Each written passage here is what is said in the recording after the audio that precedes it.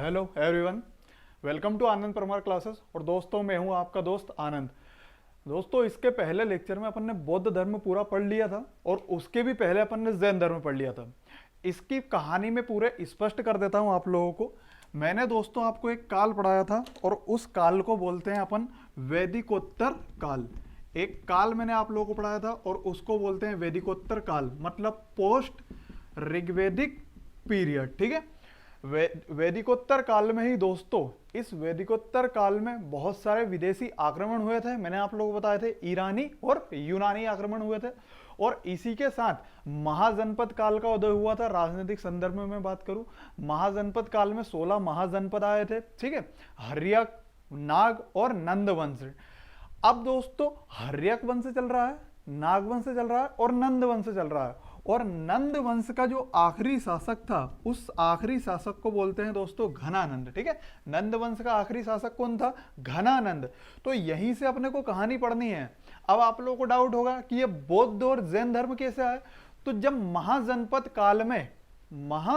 काल में ये हर्यक वंश, शिशुनाग वंश और नंद वंश चल रहे थे। इसी के साथ साथ दोस्तों कुछ धार्मिक क्रियाकलाप में कुछ धर्मों का उदय हुआ और उन्हें बोलते हैं बौद्ध धर्म और जैन धर्म। ठीक है, और इसी के साथ दोस्तों इसको खत्म होने के बाद, मतलब नंद वंश का आखिरी शासक था घनानंद, और इस घनानंद के समय ही सिकंदर का आक्रमण हुआ था। परंतु इस घनानंद से सिकंदर का युद्ध नहीं हुआ। घनानंद के सामने या घनंद को समझाने के लिए दोस्तों एक व्यक्ति आया था और उस व्यक्ति का नाम था कौटिल्य या चाणक्य। चाणक्य ने बोला था कि आपके राज्य में एक आक्रमण होने वाला है, एक यूनानी शासक आने वाला है। उस यूनानी शासक का नाम क्या है दोस्तों? सिकंदर। ठीक है, परंतु घनानंद ने चाणक्य की बात नहीं मानी थी और उसको धुतकार के भगा दिया था। ठीक है, अब बात करते हैं दोस्तों जो चाणक्य था। ठीक है, कौन थे? चाणक्य। चाणक्य को ही विष्णुगुप्त बोलते हैं। ठीक है, अब बात करते हैं दोस्तों, तो चाणक्य ने एक व्यक्ति को तैयार किया था और उस व्यक्ति को बोलते हैं चंद्रगुप्त मौर्य। और चंद्रगुप्त मौर्य ने दोस्तों इस नंद वंश पे आक्रमण किया और आक्रमण करने के बाद इस घनानंद को हराया और इसको मार दिया और अपना शासन स्थापित किया। और शासन स्थापित करने के बाद एक नए वंश का उदय हुआ और उस वंश को बोलते हैं मौर्य वंश। ठीक है, तो मौर्य वंश का संस्थापक कौन है? चंद्रगुप्त मौर्य। यहीं से दोस्तों अपने को अब पढ़ना है। ठीक है, मैं आप लोगों को वहीं पे ले आया हूं। नंद वंश का आखिरी शासक था घनानंद और घनानंद के आगे की मैं फिल्म बता रहा हूं आप लोगों को। अब कौन आएगा? मौर्य वंश। ठीक है, चलिए आगे की बात करते हैं दोस्तों। तो इस घनानंद को मारा किसने? तो चाणक्य की सहायता से। किसने? चंद्रगुप्त मौर्य ने। तो दोस्तों अब अपने को एक वंश पढ़ना है और उस वंश को बोलते हैं मौर्य वंश। मौर्य वंश का उदय किसने किया? उदय कैसे हुआ? स्थापना किसने की? इसके संस्थापक कौन है और कौन कौन से राजा हुए? ठीक है, तो मौर्य वंश में दोस्तों आप लोगों को पता है कि चंद्रगुप्त मौर्य ने मौर्य वंश की स्थापना करी है। किसने करी दोस्तों? चंद्रगुप्त मौर्य ने किस वंश की स्थापना करी है? तो मौर्य वंश की स्थापना करी है। ठीक है, किसकी सहायता से? तो चाणक्य की सहायता से। आप लोगों ने सबने चाणक्य का नाम सुना होगा। ऐसा बोलते हैं ना, चाणक्य नीति। ठीक है, ऐसा गलत दोस्तों बोलते हैं चाणक्य नीति ज्यादा मत कर, वही वाले चाणक्य। ठीक है, चलिए तो मौर्य वंश का देखिए बात करते हैं। यहाँ पे स्थापना किसने करी? चंद्रगुप्त मौर्य ने। तो सबसे पहले दोस्तों अपने को चंद्रगुप्त मौर्य ही पढ़ना है। ठीक है, मैं लिखूं यहाँ पे, हेडिंग डालते हैं अपन चंद्रगुप्त मौर्य। ठीक है, और दोस्तों ये इतिहास है, यहां से इंटरेस्टिंग होने वाला है। अब जितने भी टॉपिक रहेंगे वो सारे के सारे इंटरेस्टिंग रहेंगे ना। बोरिंग चैप्टर जो है पूरे खत्म हो गए हैं। अब मौर्य वंश की बात करें तो स्थापना किसने करी? चंद्रगुप्त मौर्य ने। ठीक है, चंद्रगुप्त मौर्य की कहानी अपन पढ़ते हैं। तो दोस्तों सिकंदर के समय उसका एक सेनापति था और उसका एक सेनापति था जो था थल सेना का नेतृत्व करने वाला व्यक्ति था एक, और उस व्यक्ति का नाम था सेल्यूकस निकेटर। ठीक है, सेल्यूकस निकेटर सेनापति था किसका दोस्तों? सिकंदर का। ठीक है, जब सिकंदर की सेना ने युद्ध करने से मना कर दिया था तो ये जल और थल दोनों स्थानों से जा रही थी इसकी सेना। तो थल सेना का नेतृत्व किसने किया था? सेल्यूकस निकेटर ने। ठीक है, सेल्यूकस निकेटर परंतु घर नहीं गया, उसने तक्षशिला कहाँ है? पाकिस्तान में है ना। बात करते हैं दोस्तों, तो सेल्यूकस निकेटर ने तक्षशिला में जाकर अपना शासन स्थापित किया, अपने साम्राज्य को बढ़ाया। ठीक, और इस सेल्यूकस निकेटर की लड़ाई किससे हुई? चंद्रगुप्त मौर्य से। ध्यान रहे, अशोक, माफ कीजिएगा, सिकंदर की मृत्यु हुई थी दोस्तों 323 बीसी में, ठीक है। 323 ईसा पूर्व में किसकी मृत्यु हुई थी? सिकंदर की। और चंद्रगुप्त मौर्य का जो आगमन हुआ था वो 324 बीसी से हुआ था, ठीक है। तो दोस्तों मैं बात कर रहा हूं कि 324 बीसी में कौन आया? चंद्रगुप्त मौर्य आया। और 323 बीसी में किसकी मृत्यु हुई? सिकंदर की। तो सिकंदर और चंद्रगुप्त मौर्य की लड़ाई कभी भी नहीं हुई, है ना। बहुत सारे टीचर बोलते हैं कि इनकी लड़ाई हुई, परंतु ये बिल्कुल गलत है, इन दोनों की लड़ाई कभी नहीं हुई। हाँ, सेल्यूकस निकेटर और चंद्रगुप्त मौर्य की लड़ाई हुई थी, ठीक है। चल, अब चंद्रगुप्त मौर्य पढ़ते हैं दोस्तों। तो पहले तो इस चंद्रगुप्त मौर्य के अपन पढ़ लेते हैं युद्ध, कि युद्ध किस किस से हुआ था। तो पहला युद्ध हुआ था दोस्तों सेल्यूकस निकेटर से ही हुआ था, ठीक है। किससे हुआ था? सेल्यूकस निकेटर से। सेल्यूकस निकेटर कहां का राजा था? तक्षशिला का, ठीक। सेल्यूकस निकेटर से युद्ध हुआ तो सेल्यूकस निकेटर जो है दोस्तों ये हो गया, हार गया, ठीक है। कौन हारा? Seleucus Nicator. जीता कौन? चंद्रगुप्त मौर्य, ठीक है। सेल्यूकस निकेटर जब हार गया तो इसकी एक पुत्री थी, ठीक है। और सेल्यूकस निकेटर की एक पुत्री थी और उस पुत्री का नाम था दोस्तों हेलेना, और कहीं कहीं उसको बोलते हैं दोस्तों कार्मेलिया, ठीक है। तो सेल्यूकस निकेटर ने अपनी एक पुत्री हेलेना या कार्मेलिया का विवाह किससे किया? चंद्रगुप्त मौर्य से किया, वैवाहिक संबंध स्थापित करने के लिए। इसलिए सेल्यूकस निकेटर चंद्रगुप्त मौर्य का जो है ससुर बन गया और चंद्रगुप्त मौर्य उसका दामाद बन गया, ठीक है। तो इनके बीच वैवाहिक संबंध स्थापित हुए, तो इन्होंने लड़ाई नहीं लड़ी, एक दूसरे का साथ देना पसंद किया। चलिए आगे की बात करते हैं। तो चंद्रगुप्त मौर्य ने हेलेना या कार्मेलिया से विवाह किया। ये किसकी लड़की थी? सेल्यूकस निकेटर की, क्योंकि सेल्यूकस निकेटर हार चुका था, ठीक है। साथ में दोस्तों 4 राज्य प्रदान किए। किसने? इस चंद्रगुप्त मौर्य ने दिए। किसको? माफ कीजिएगा, इस सेल्यूकस निकेटर ने दिए किसको? चंद्रगुप्त मौर्य को, ठीक है। कौन कौन से? काबुल, एक कांधार, एक है दोस्तों सीरिया, और एक है मकरान तट, ठीक है। ये चारों के चारों राज्य याद रखना, परीक्षा में पूछे जा चुके हैं कि सेल्यूकस निकेटर ने 4 राज्य दिए किसको दोस्तों? चंद्रगुप्त मौर्य को। काबुल, कांधार, सीरिया और मकरान तट, ठीक है।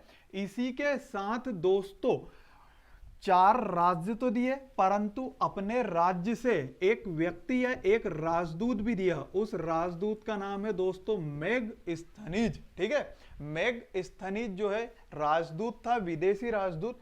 किसके दरबार में था? सेल्यूकस निकेटर के दरबार में। और सेल्यूकस निकेटर ने ये मेगस्थनीज किसको दिया दोस्तों? तो वो दिया चंद्रगुप्त मौर्य को, ठीक है। मेगस्थनीज ने एक पुस्तक लिखी है और उस पुस्तक का नाम है इंडिका। बहुत बहुत इंपॉर्टेंट, कि मौर्य साम्राज्य का वर्णन किस किताब में मिलता है? तो इंडिका में मिलता है। उसने पूरे मौर्य साम्राज्य का वर्णन किया है। परंतु दोस्तों कभी परीक्षा में पूछे कि मौर्य साम्राज्य का विदेशी साक्ष्य कहां से प्राप्त हुआ? तो इंडिका से। और इंडिका किसने लिखी है? मेगस्थनीज ने, ठीक है। चलिए आगे की बात करते हैं। तो इस मेगस्थनीज ने चंद्रगुप्त मौर्य का नाम चंद्रगुप्त मौर्य ने रखकर, चंद्रगुप्त मौर्य का नाम चंद्रगुप्त मौर्य ना बताकर उसका नाम बताया है दोस्तों सेंड्रोकोट्स, ठीक है। ये भी एग्जाम में पूछा जा चुका है, ठीक है। ये आप लोगों को कहीं मिलेगा नहीं, सेंड्रोकोट्स याद रखना कि मेगस्थनीज ने चंद्रगुप्त मौर्य का नाम चंद्रगुप्त मौर्य ना बताकर क्या किया है? सेंड्रोकोट्स किया, ठीक है। चलिए आगे बात करते हैं। तो सेल्यूकस निकेटर और चंद्रगुप्त मौर्य का युद्ध हुआ। सेल्यूकस निकेटर पराजित हुआ या हार गया। उसने अपनी पुत्री का विवाह हेलेना या कार्मेलिया के विवाह चंद्रगुप्त मौर्य से किया। साथ में 4 राज्य दिए, काबुल, कांधार, सीरिया और मकरान तट। साथ में एक विदेशी राजदूत दिया और उसका नाम क्या था? मेगस्थनीज। मेगस्थनीज की पुस्तक कौन सी है? इंडिका। मेगस्थनीज ने अपनी किताब में दोस्तों चंद्रगुप्त मौर्य का नाम क्या रहा है? सेंड्रोकोट्स, ठीक है। चलिए आगे की बात करते हैं दोस्तों। अब आगे की मैं बात करूं, देखिए यहां पे इस चंद्रगुप्त मौर्य ने तो सेल्यूकस निकेटर से राज्य ले लिए, इसकी पुत्री से विवाह भी कर लिया, परंतु चंद्रगुप्त मौर्य ने सेल्यूकस निकेटर को क्या दिया? तो सेल्यूकस निकेटर ने दोस्तों अपनी पुत्री का विवाह किया। तो इससे खुश होकर चंद्रगुप्त मौर्य ने सेल्यूकस निकेटर को दोस्तों 500 हाथी उपहार में दिए। कितने हाथी? 500 हाथी उपहार में दिए। ठीक है, किसने? चंद्रगुप्त मौर्य ने किसको दिए? सेल्यूकस निकेटर को। ठीक है, चलिए आगे बात करते हैं दोस्तों। और ये वादा किया कि कभी भी आपको मुसीबत पड़ेगी, आपको मेरी जरूरत होगी, तो मैं हमेशा आपके लिए तत्पर खड़ा हुआ हूं। ठीक है, चलिए आगे की बात करते हैं दोस्तों। तो ये थी जो सारी की सारी कहानी थी किसकी? चंद्रगुप्त मौर्य की। ठीक है, किसकी कहानी थी दोस्तों? चंद्रगुप्त मौर्य की। ठीक, चंद्रगुप्त मौर्य का विवाह किससे हुआ? सेल्यूकस निकेटर से। अपनी पुत्री कार्मेलिया या हेलेना का विवाह किया, साथ में 4 राज्य दिए। किसने? सेल्यूकस निकेटर ने चंद्रगुप्त मौर्य को काबुल, कांधार, सीरिया और मकरान तट, साथ में एक मेगास्थनीज राजदूत दिया। और मेगास्थनीज की एक किताब है, कौन सी दोस्तों? इंडिका। और इंडिका में चंद्रगुप्त मौर्य का नाम क्या मिलता है? सेंड्रोकोट्स। ठीक है, चलिए आगे की बात करते हैं दोस्तों। तो चंद्रगुप्त मौर्य ने सेल्यूकस निकेटर को क्या दिया? 500 हाथी। चंद्रगुप्त मौर्य के मरने के बाद दोस्तों, चंद्रगुप्त मौर्य ने एक बात ध्यान रखना, सल्लेखना विधि अपनाई थी। कौन सी विधि दोस्तों? सल्लेखना विधि। सल्लेखना विधि का मतलब है दोस्तों, बिना खाए पिए एक तपस्या करते रहना, और तब तक तपस्या करते रहना है दोस्तों जब तक मृत्यु ना हो। ठीक है, तो याद रखना, परीक्षा में पूछा जा चुका है कि मौर्य साम्राज्य का ऐसा कौन सा राजा है जिसने सल्लेखना विधि अपनाई थी? तो सल्लेखना विधि किसने अपनाई थी? चंद्रगुप्त मौर्य ने। चंद्रगुप्त मौर्य के समय ही दोस्तों पाटलिपुत्र में, इनकी राजधानी कौन सी थी? पाटलिपुत्र। पाटलिपुत्र में 12 वर्षों का भीषण अकाल पड़ा था, इसलिए दक्षिण भारत में चले गए थे भद्रबाहु के साथ। मैं आप लोगों को जैन धर्म में ये पूरी कहानी पढ़ा चुका हूं। ठीक है, चलिए आगे की बात करते हैं दोस्तों। अब चंद्रगुप्त मौर्य के बाद दोस्तों एक नया राजा आया, और उस राजा का नाम है बिंदुसार। बिंदुसार किसका बेटा था? चंद्रगुप्त मौर्य का बेटा था। ठीक है, बिंदुसार से कुछ इंपॉर्टेंट पॉइंट निकल के आते हैं।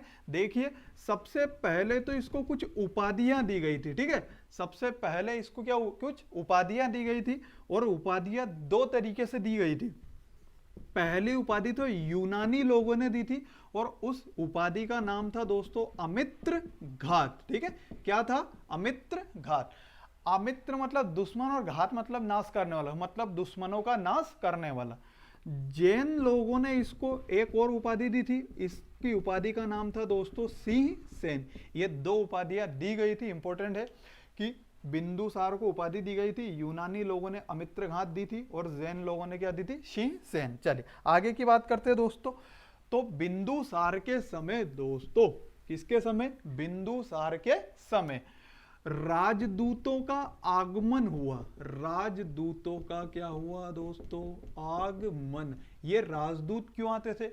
अपने जो भारत के राजा थे वो राजदूत बुलाते थे बाहर से, और उनको रिसर्च करवाते कि देखो हमारे राज्य में इतना इतना अच्छा है, और आप किताब लिखो और हमारे बारे में बढ़िया बढ़िया लिखो। ठीक है, ऐसा होता था। ठीक, तो अब बात करते हैं किसकी दोस्तों? बिंदुसार की। ठीक है, तो बिंदुसार के समय दोस्तों एक राजदूत आया था। राजदूत 2 आए थे। सबसे पहला राजदूत मैं बताता हूं दोस्तों कौन? मिस्र के शासक टोलमी सेकेंड फिलाडेल्फस ने डायनोसिस नामक राजदूत अब इसके दरबार में भेजा था। ठीक है, मिस्र के शासक थे टोलमी सेकेंड फिलाडेल्फस, उन्होंने एक डायनोसिस नाम का राजदूत किसके दरबार में भेजा था दोस्तों? बिंदुसार के दरबार में भेजा था।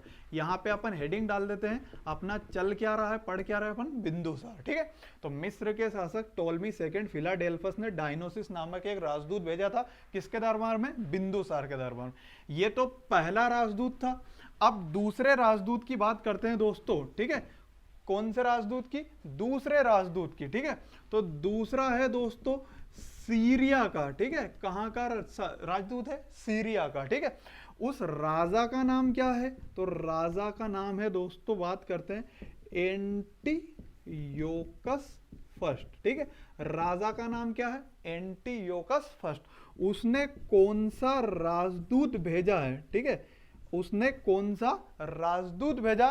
तो राजदूत का नाम है दोस्तों, बात करते हैं डायमेकस। ठीक है, क्या है? डायमेकस। ठीक है, राजदूत पहला है टोलमी सेकेंड फिलाडेल्फस ने एक डायनोसिस नामक राजदूत भेजा। एक सीरिया के राजा था एंटियोकस फर्स्ट, और उन्होंने एक राजदूत भेजा, कौन दोस्तों, डाइमेकस। और राजदूत तो भेजा, परंतु साथ में बिंदुसार की 3 शर्त थी। कितनी शर्त थी दोस्तों, 3 शर्त थी। मतलब दोस्तों उसको 3 चीज चाहिए थी, ठीक है। उसने, बिंदुसार ने बोला इस एंटियोकस फर्स्ट से कि भाई साहब आप राजदूत भेज रहे हो तो उसके हाथ आपका एक काम करना, 3 चीज भेज देना, ठीक है। कौन कौन सी, तो देखो दोस्तों, एक चीज तो थी शुरू वाली मीठी शराब, दूसरी थी दोस्तों सूखी अंजीर, और जो तीसरी चीज थी वो उसका नाम था दार्शनिक, ठीक है। बिंदुसार ने 3 चीजों की मांग की थी कि राजदूत आ रहा तो लगे हाथ उसके हाथ 3 चीज और भेज देना। कौन कौन सी, मीठी शराब, सूखी अंजीर और दार्शनिक।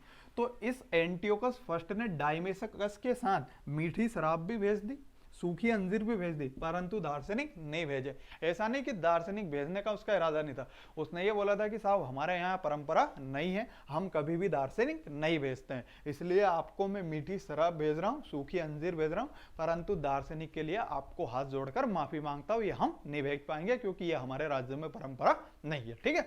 चलिए, तो ये कौन था दोस्तों, बिंदुसार। बिंदुसार के समय दोस्तों राजदूतों का आगमन हुआ। पहला राजदूत कौन सा था, मिस्र का शासक टोलमी सेकेंड फिलाडेल्फस ने एक डायनोसिस नामक राजदूत इसके दरबार में भेजा था। दूसरा कौन था, तो सीरिया का एक राजा था। सीरिया का राजा कौन था, एंटियोकस फर्स्ट, उसने राजदूत कौन सा भेजा था, डाइमेकस, ठीक है। 3 शर्त के साथ, और की 3 चीजें भेजना, मीठी शराब, सूखी अंजीर और दार्शनिक। मीठी शराब भी आ गई थी, सूखी अंजीर भी आ गई थी, परंतु दार्शनिक के लिए मना कर दिया था, ठीक है। चलिए अब बात करते हैं दोस्तों, राजदूतों का आगमन भी हो गया। मतलब इससे पता चलता है दोस्तों कि सीरिया और मिस्र से राजदूत आए थे, तो वहां का कोई राजा होगा। मतलब इससे पता चलता है कि सीरिया और मिस्र में बिंदुसार का मतलब राज्य नहीं था, वो उसके हाथ से निकल गए थे, ठीक है। चलिए, अब इसके सामने दोस्तों, या इसके जीवन काल में, किसके जीवन काल में, अपना बिंदुसार ही चल रहा है, ठीक है। यहां मैं लिख देता हूं अपना चल क्या रहा है, बिंदुसार। और बिंदुसार के समय दोस्तों कुछ विद्रोह हुए थे। विद्रोह मतलब लड़ाइयां हुआ करती थी। विद्रोह ऐसे हुआ करते थे कि कोई राजा थे, जैसे मैं राजा हूं, मैंने अपने 4-5 सेनापति रख दिए कि भैया एक काम करो, तुम इंदौर की बागडोर संभालो, तुम भोपाल की संभालो, तुम एमपी की संभालो, तुम यूपी की संभालो, ठीक है। तो बात करते हैं राज्य की, बात कर लेते हैं, एमपी एक यूपी। अब मैंने बोला कि एमपी की आप बागडोर संभालो, ठीक है। एमपी वाला जो सेनापति है दोस्तों, उसने जो है उसके पंख निकल लिया है, उसने बोला कि अब मैं जो है इस राजा को मार दूंगा और अपना खुद का स्वतंत्र शासन स्थापित करूंगा। तो विद्रोह कर दिया उसने। तो इस विद्रोह को दबाने के लिए मैं कुछ लोगों को भेजूंगा अपने तरफ से, ठीक है, उसी को बोलते हैं विद्रोह, ठीक। तो विद्रोह पहले कहां हुए थे, तो हुआ था दोस्तों तक्षशिला में, ठीक है। कहां हुआ था, तक्षशिला। इस तक्षशिला की कहानी शुरू से बता देता हूं मैं। सिकंदर के समय तक्षशिला का राजा कौन था, आमी। आमी ने आत्मसमर्पण कर दिया था।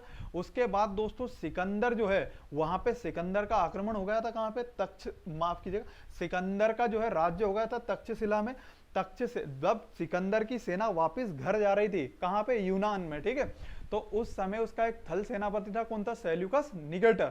सेल्यूकस निकेटर ने तक्षशिला पर राज्य कर लिया था और अपना शासन स्थापित कर लिया था। इस सेल्यूकस निकेटर को हराकर चंद्रगुप्त मौर्य ने यहाँ पे शासन स्थापित कर लिया था। तो अब तक्षशिला किसके हाथ में, मौर्य साम्राज्य के हाथ में। चंद्रगुप्त भाई साहब निकल गए, तो उसके बाद कौन बचे, बिंदुसार। तो तक्षशिला किसके हाथ में, बिंदुसार के हाथ में, ठीक है। तो इस समय कुछ सेनापति छोड़ रखे थे इसने तक्षशिला में, बिंदुसार ने, उन लोगों ने विद्रोह कर दिया था, ठीक है। तो विद्रोह कितने हुए थे दोस्तों, 2 विद्रोह हुए थे, ठीक है। और 2 विद्रोह दबाने के लिए दोनों बार उसने अलग अलग व्यक्तियों को भेजा। सबसे पहली बार विद्रोह दबाने के लिए अपने बड़े बेटे, ठीक है, किसको, बड़े बेटे को भेजा, और बड़े बेटे का नाम था दोस्तों सुसीन, ठीक है। बड़े बेटे का नाम क्या था, सुसीन, ठीक है। और कहीं कहीं उसे सुमन भी बोलते हैं, ठीक है। एक कहीं कहीं सुसीन बोलते हैं, कहीं कहीं सुमन बोलते हैं। तो तक्षशिला का पहला विद्रोह बिंदुसार के समय किसने जो भी हुआ, तो बड़े बेटे को दबाने के लिए भेजा, और बड़े बेटे का नाम क्या था, सुसीन और सुमन, ठीक है। दूसरा विद्रोह दबाने के लिए दोस्तों छोटे बेटे को भेजा गया, छोटे बेटे को भेजा गया, और छोटे बेटे का नाम है दोस्तों अशोक। आप लोगों ने नाम सुना होगा अशोक महान, इसके बाद अपने को अशोक ही पढ़ना है, ठीक है। अशोक उस समय राजा कहाँ का था, तो वो राजा था दोस्तों अवंती का, और अवंती को ही बोलते हैं दोस्तों उज्जैनी, ठीक है। तो जिस समय तक्षशिला में विद्रोह हुआ तो बिंदुसार ने दो लोगों को भेजा, पहला विद्रोह दबाने के लिए अपने बड़े बेटे सुशीन या सुमन को भेजा, दूसरा विद्रोह दबाने के लिए अपने छोटे बेटे अशोक को भेजा। अशोक ने विद्रोह दबाया बिल्कुल बराबर, और उस समय अशोक कहाँ का राजा था, तो अवंती या उज्जैनी का राजा था, ठीक है। तो दोस्तों ये जो बात हुई ये तो बिंदुसार की बात हुई, ठीक है। किसकी बात हुई दोस्तों, बिंदुसार की बात हुई, ठीक। विद्रोह भी पढ़ लिया अपन ने, राजदूतों का आगमन भी पढ़ लिया। अब इसका धर्म देखते हैं, ठीक है, कि ये किस धर्म का पालन पोषण करता था या किस धर्म को मानता था। तो ये एक धर्म को मानता था, मतलब बोले तो धर्म किसी को नहीं मानता था, ये एक आजीवक संप्रदाय का शासक था, ठीक है। आजीवक संप्रदाय, ठीक है। आजीवक संप्रदाय मतलब दोस्तों इसको बोलते हैं नास्तिक धर्म, मतलब ईश्वर पे विश्वास नहीं करना। इसके संस्थापक कौन है, तो इसके संस्थापक है मक्खली पुत्र गोशाल। यहां से आप लोगों की लाइट की बत्ती जली होगी थोड़ी थोड़ी, देखिए इसको मैं समझाता हूं क्या मैटर है, ठीक है। सबसे पहले तो बिंदुसार का धर्म देखिए, आजीवक संप्रदाय। आजीवक संप्रदाय मतलब नास्तिक धर्म, ईश्वर में विश्वास नहीं करना। आजीवक संप्रदाय के संस्थापक कौन है, मक्खली पुत्र गोशाल, ठीक है। मक्खली पुत्र गोशाल कौन है, ये दोस्तों गौतम बुद्ध के शिष्य हैं, ठीक है। कौन है, गौतम बुद्ध के शिष्य हैं, ठीक है। अब बात करते हैं दोस्तों, तो इन्होंने बात करते हैं लड़ झगड़ कर एक नए धर्म का जो है अरे माफ कीजिएगा, ये जो है महावीर स्वामी के शिष्य हैं। जब महावीर स्वामी दोस्तों बात करते हैं, ये तपस्या करने गए थे, तो तपस्या करने के बाद दोस्तों बात करते हैं, इन्होंने एक आजीवक संप्रदाय की स्थापना करी है और उसको बोलते हैं नास्तिक धर्म, और उसी का संस्थापक कौन है, मक्खलीपुत्र गोशाल, ठीक है। तो ये बात किसकी हो गई दोस्तों, बिंदुसार की, ठीक है। मैंने आप लोगों को सबसे पहले पढ़ाया दोस्तों कौन सा, चंद्रगुप्त मौर्य। चंद्रगुप्त मौर्य के बाद बिंदुसार आया। बिंदुसार को एक बार और रिकॉल कर लेते हैं, ठीक है। बिंदुसार के समय कुछ राजदूतों का आगमन हुआ। पहला राजदूत कौन आया दोस्तों, वो पहला आया डायमेकस ने भेजा दोस्तों। डायमेकस आया, डायमेकस के समय दोस्तों बोला उस बिंदुसार ने कि 3 चीजें भेजना, कौन कौन सी, सूखी अंजीर, मीठी शराब और दार्शनिक। तो दार्शनिक उसने नहीं भेजे, बोले कि हमारे यहाँ परंपरा नहीं है। तक्षशिला में 2 विद्रोह हुए। पहला विद्रोह किसके समय हुआ दोस्तों, तो विद्रोह दोनों बिंदुसार के समय में, परंतु पहला विद्रोह दबाने के लिए किसे भेजा गया, तो सुशीन या सुमन को, और दूसरा विद्रोह दबाने के लिए किसको भेजा गया दोस्तों, अशोक को, ठीक है। चलिए आगे बात करते हैं, ये किस धर्म को मानता था, तो आजीवक संप्रदाय को मानता था। ये एक नास्तिक धर्म है, उसका संस्थापक कौन है, मक्खलीपुत्र गोशाल, ठीक है। चलिए बिंदुसार को पढ़ने के बाद दोस्तों उसका एक बेटा आया था, और उस बेटे का नाम था दोस्तों अशोक, ठीक है।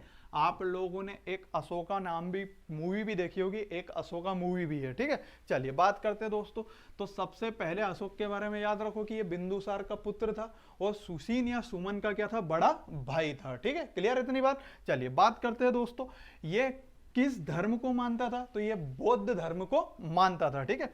किस धर्म को मानता था, बौद्ध धर्म को मानता था, ठीक है।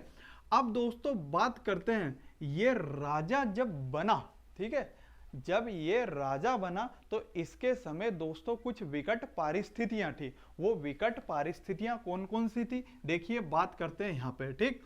तो जब ये राजा बना तो इसके कितने दो भाई थे दोस्तों, 99 भाई थे।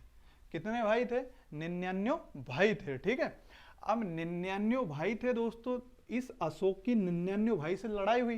तो जब दोस्तों बिंदुसार मरा, ठीक है, तो वो 269 बीसी में दोस्तों अशोक राजा बनने वाला था, परंतु 8 साल, कितने साल दोस्तों, 8 साल इसका युद्ध हुआ, और किससे हुआ, इसके 99 भाई से हुआ।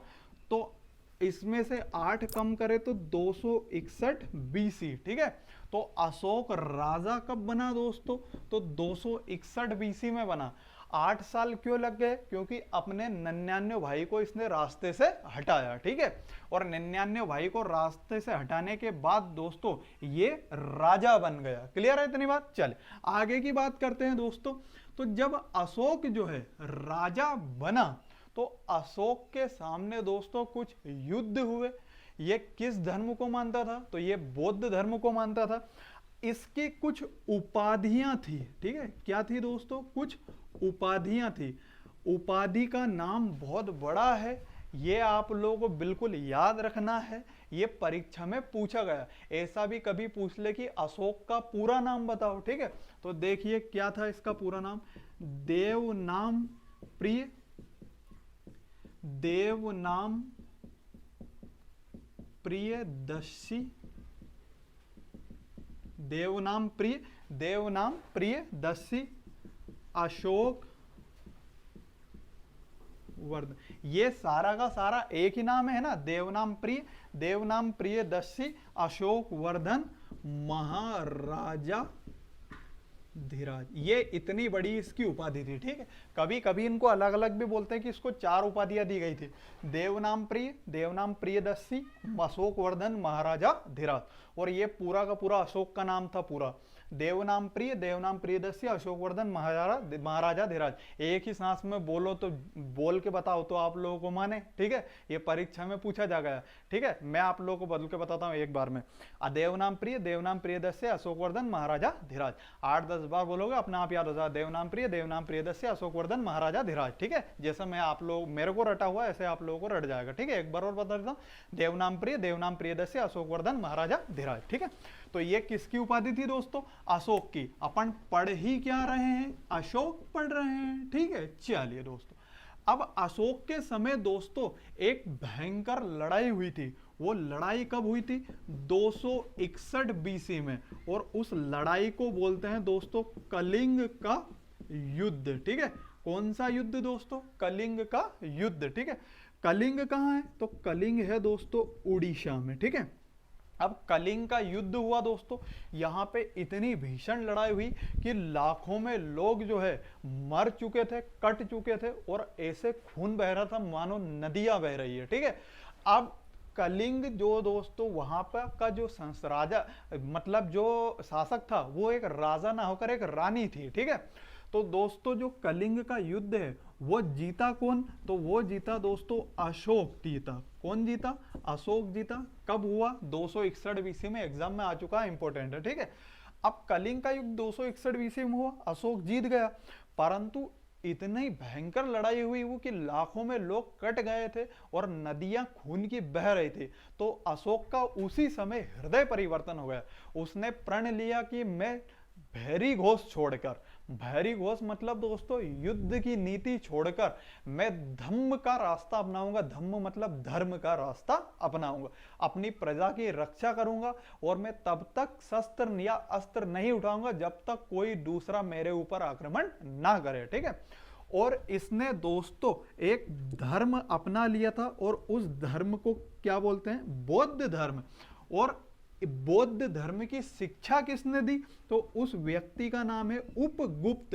ये भी एग्जाम में पूछा जा चुका है कि अशोक को बौद्ध धर्म की शिक्षा किसने दी? तो उपगुप्त ने शिक्षा दी, ठीक है। कलिंग का युद्ध 261 बीसी में हुआ। जीता कौन? अशोक जीता। भयंकर लड़ाई हुई, खून की नदियां बहने के कारण अशोक का हृदय परिवर्तन हो गया, और उसने भैरी घोष मतलब युद्ध की नीति को छोड़कर दोस्तों एक सहायक पूर्ण या साधारण जीवन बिताने का निश्चय किया और बौद्ध धर्म अपनाया। और बौद्ध धर्म की शिक्षा किसने दी उसको दोस्तों? तो किसने दी? उपगुप्त ने दी है। क्लियर है इतनी बात? ठीक है। अब दोस्तों इसने बौद्ध धर्म तो अपनाया, तो उसके साक्ष्य भी मिलते होंगे, ठीक है, कि इसने बौद्ध धर्म अपनाया। तो इसके साक्ष्य मतलब पता कैसे लगा? तो देखिए बात करते हैं। एक है भाब्रू का अभिलेख, ठीक है। भाब्रू के अभिलेख से पता चलता है दोस्तों कि अशोक ने कौन सा धर्म अपनाया था। तो अशोक ने कौन सा धर्म अपनाया था दोस्तों? बौद्ध धर्म अपनाया था, ठीक है। कौन सा धर्म अपनाया था? बौद्ध धर्म अपनाया था। अब बात करते हैं दोस्तों कि जो कलिंग का युद्ध हुआ था उस समय उसकी सेना भी उससे रुष्ट हो गई थी। तो अशोक ने सोचा कि सेना मेरी साथ छोड़ के चलाएगी, उससे अच्छा है मैं युद्ध की नीति छोड़ दूं। उसने एक राजनीति खेली थी, ठीक है, कि मैं युद्ध की नीति छोड़ दूं। तो युद्ध की नीति छोड़कर बौद्ध धर्म अपनाया था। और इसका कारण क्या था? तो इसका कारण यह था कि साम्राज्य विस्तार के लिए, ठीक है, काय के लिए दोस्तों? साम्राज्य विस्तार के लिए, कि मैं अगर युद्ध की नीति छोड़कर जो है साधारण जीवन जीने लग जाऊंगा तो अपनी प्रजा और दुश्मनों को जो है खुश कर दूंगा, तो अपना साम्राज्य विस्तार होगा, मतलब दुश्मन भी मेरे साथ मिल जाएंगे, ठीक है। तो पहला कारण तो यही था कि साम्राज्य विस्तार करना। दूसरा ये था दोस्तों कि साम्राज्य को एकीकृत, ठीक है, साम्राज्य को एकीकृत करना, ठीक है। तो ये दो जो है दोस्तों, इसने मन में सोच रखी थी बात कि मैं अगर युद्ध की नीति छोड़ दूंगा तो मेरा साम्राज्य विस्तार होगा, और जो साम्राज्य मेरा क्या होगा? एकीकृत होगा। एकीकृत मतलब जितना मेरा साम्राज्य बिखरा हुआ है, जिन लोगों में मन मुटाव है वो अच्छा साधारण जीवन जिएंगे, धार्मिक कार्य करेंगे, तो सामाजिक जो है या अपना साम्राज्य जो है एकीकृत होगा, सब लोग एक साथ होंगे, ठीक है।